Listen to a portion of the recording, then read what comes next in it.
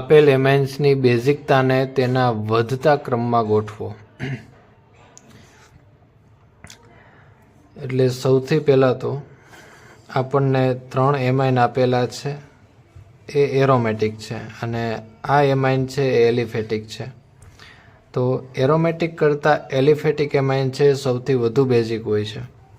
શા માટે? કારણ કે નાઇટ્રોજનના જે અબંધકારક ઇલેક્ટ્રોન યુગ્મ છે એ એલિફેટિક છે એ સરળતાથી ગુમાવી શકે છે, જ્યારે એરોમેટિક છે એના જે નાઇટ્રોજનના ઇલેક્ટ્રોન યુગ્મ છે એ ગુમાવી તો શકે છે, પણ એની પાસે બીજો એક ચાન્સ છે. કયો ચાન્સ? તો એ એરોમેટિસિટીની અંદર ભાગ લઈ શકે છે.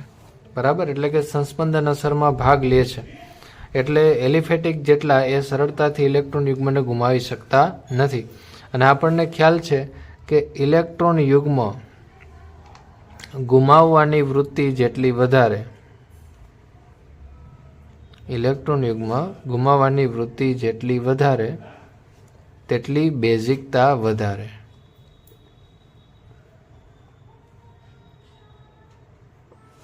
બરોબર છે. તો આ આધારે આપણે કહી શકીએ કે એલિફેટિક એમાઇન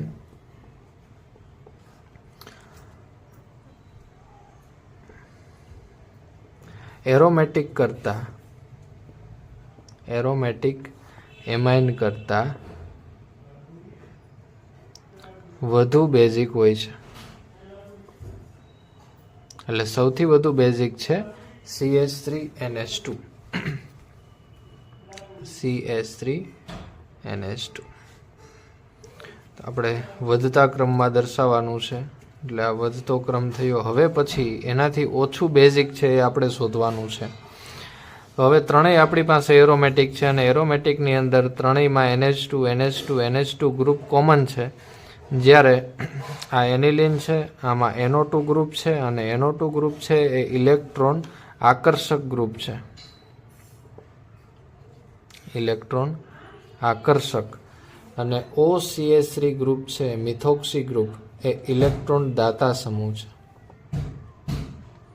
શા માટે ઇલેક્ટ્રોન દાતા? કારણ કે ઓક્સિજન પાસે વધારાના 2 અબંધકારક ઇલેક્ટ્રોન યુગ્મ આવેલા હોય છે જે બીજાને ડોનેટ કરી શકે છે, એટલે તે ઇલેક્ટ્રોન દાતા છે. જ્યારે NO2 ઇલેક્ટ્રોન આકર્ષક છે, કારણ કે નાઇટ્રોજન છે એની સાથે 2 ઓક્સિજન જોડાયેલા છે. તો બંને વિદ્યુતઋણ ઓક્સિજન જોડાયેલા હોવાથી નાઇટ્રોજનને એ આંશિક ધન વીજભારિત બનાવે છે અને એના લીધે નાઇટ્રોજન છે ઇલેક્ટ્રોન સ્વીકારવાની વૃત્તિ ધરાવે છે. એટલે NO2 ગ્રુપ છે એ આખું ઇલેક્ટ્રોન આકર્ષક ગ્રુપ છે. તો જ્યારે પણ ઇલેક્ટ્રોન દાતા સમૂહ જોડાયેલું હોય, એરોમેટિક એમાઇનની વાત કરું છું, કે જ્યારે એરોમેટિક એમાઇનની અંદર ઇલેક્ટ્રોન દાતા સમૂહ જોડાયેલું હોય તો એની બેઝિકતા વધારે હોય છે. શા માટે? કારણ કે અહીંયા નાઇટ્રોજનને આ જે ઇલેક્ટ્રોન છે એ સંસ્પંદનમાં ભાગ લેવા દેતા નથી અને એટલે તે સરળતાથી નાઇટ્રોજન છે એ દ્રાવણમાં પોતાના ઇલેક્ટ્રોનને મુક્ત કરી શકે છે. એટલે બીજો મુદ્દો થયો કે ઇલેક્ટ્રોન દાતા સમૂહ એ એમાઇનની બેઝિકતા વધારે છે.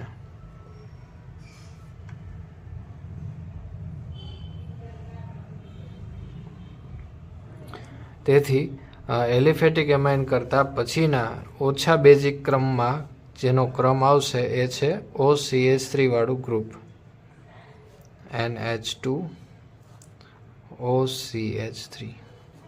ઓકે, હવે ત્રીજું આપણે શોધવાનું છે કે હવે આપણી પાસે આ 2 વૈધા છે અને આ 2માંથી સૌથી વધુ બેઝિકતા કોની છે? તો કે ઇલેક્ટ્રોન આકર્ષક સમૂહ નાઇટ્રો જે ધરાવે છે, તો આ નાઇટ્રોજનને ઇલેક્ટ્રોનની જરૂર છે અને એ નાઇટ્રોજનને ઇલેક્ટ્રોન કોણ પૂરા પાડશે? તો કે આ નાઇટ્રોજન NH2 વાળો જે નાઇટ્રોજન છે એ પૂરા પાડશે. અને જો એ સંસ્પંદનમાં ભાગ લેશે એટલે એના ઇલેક્ટ્રોન છે અહીંયા નાઇટ્રો પાસે સચવાઈ રહે છે અને ઇલેક્ટ્રોન અહીંયા સચવાઈ જાય તો આ નાઇટ્રોજનને બીજે ઇલેક્ટ્રોન ગુમાવવાની જરૂર પડતી નથી. એટલે કે દ્રાવણમાં ઇલેક્ટ્રોન ગુમાવવાની વૃત્તિ ઘટે છે અને એટલે તે સૌથી ઓછું બેઝિક છે. અને એના કરતાં વધારે બેઝિક બનશે એનિલિન, કારણ કે એની પાસે કોઈ ઇલેક્ટ્રોન દાતા ગ્રુપ આવેલું નથી કે ઇલેક્ટ્રોન આકર્ષક ગ્રુપ આવેલું નથી. તો ત્રીજો મુદ્દો આપણો એ થશે કે ઇલેક્ટ્રોન આકર્ષક ગ્રુપ જ્યારે હોય છે ત્યારે એમાઇનની બેઝિકતા ઘટાડે છે. ઇલેક્ટ્રોન આકર્ષક સમૂહ એમાઇનની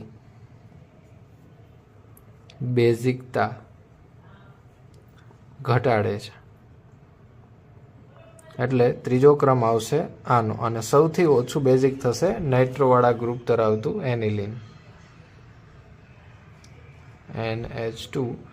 અને લાસ્ટમાં સૌથી ઓછું બેઝિક ઇલેક્ટ્રોન આકર્ષક સમૂહ ધરાવતું એનિલિન એટલે કે પેરા નાઇટ્રો એનિલિન.